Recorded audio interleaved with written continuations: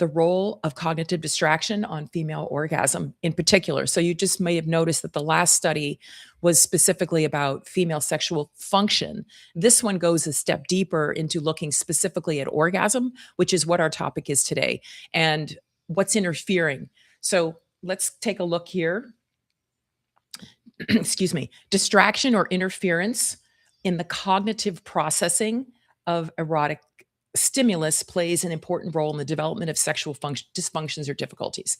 So, you know, we know that. And I think some of the pressure, like if we were to develop a prevention for female orgasm difficulty, that's one of my late papers that I'm going to do in the future, because we can prevent these. I see many women 20 years old, 18, 19, 20, early in their sexual experience, myself included, when I was 18, 19, 20, realizing that they're having a problem with orgasm.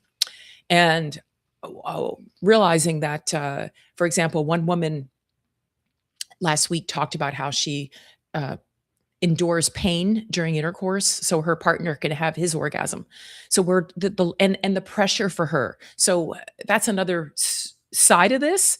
But the aim of this study was to evaluate the negative automatic thoughts present during sexual activity. There were 191 women in this study. The orgasm function was measured by the Female Sexual Function Index. For those of you who are interested in knowing that, that is a validated instrument that evaluates 6 domains of sexual functioning. So what they found was that they measured automatic thoughts, and that was measured with something. And let's just go to the findings. The findings indicated that a lack of erotic thoughts during sexual activity was the best predictor of women's sexual difficulties. I mean, that literally gives me like chills. I'm going to read it again. Findings indicated that the lack of erotic thoughts during sexual activity was the best predictor of women's sexual difficulties. So that tells us right off the bat that what do we need to work on is accessing erotic thought. And we're going to talk about how we do that and how to create the conditions to stimulate erotic thought. Now, I can tell you that in my experience of having orgasm difficulty, I had no erotic thoughts. Zero. My focus was specifically on that goal of orgasm. I had to retrain myself, retrain myself. So it's important to know as we go through this podcast today, through this Q&A, that orgasm can be learned, like the patterns can be learned, unlearned, and relearned. So when we think about that, we learned something, we may need to unlearn them, and we are going to relearn them. That is how we're going to train our brain. It's about training your brain. And because I hear women say, oh, I tried cannabis once, it didn't work. Oh, I tried meditation once, it didn't work. Oh, I tried this, it didn't work. Oh, I tried my toy, it didn't work. No, shift the focus to training your brain.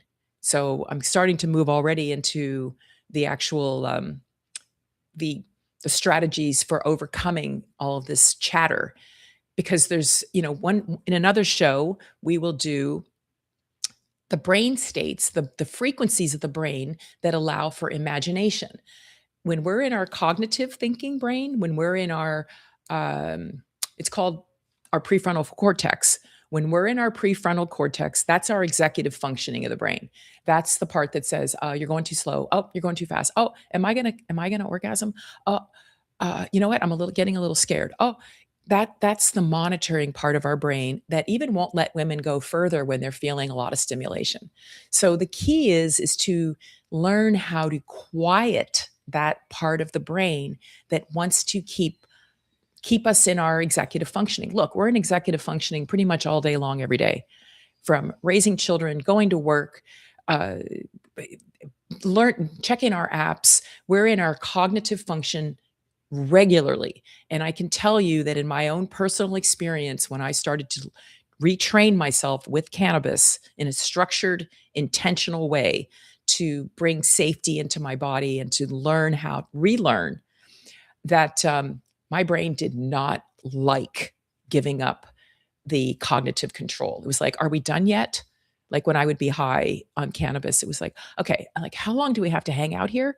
Like I really had a lot of training to do to the point that to teach my brain to enjoy quiet, to enjoy calm, for my body to trust me, because my body didn't trust me.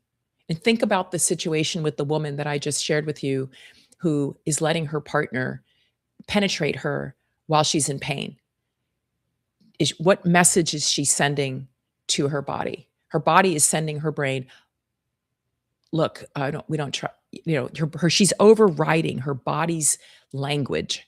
Her body's saying, this is painful. And she's saying, yeah, we're going to endure it for his orgasm. That logic doesn't work for her orgasm. It doesn't work for anyone's orgasm.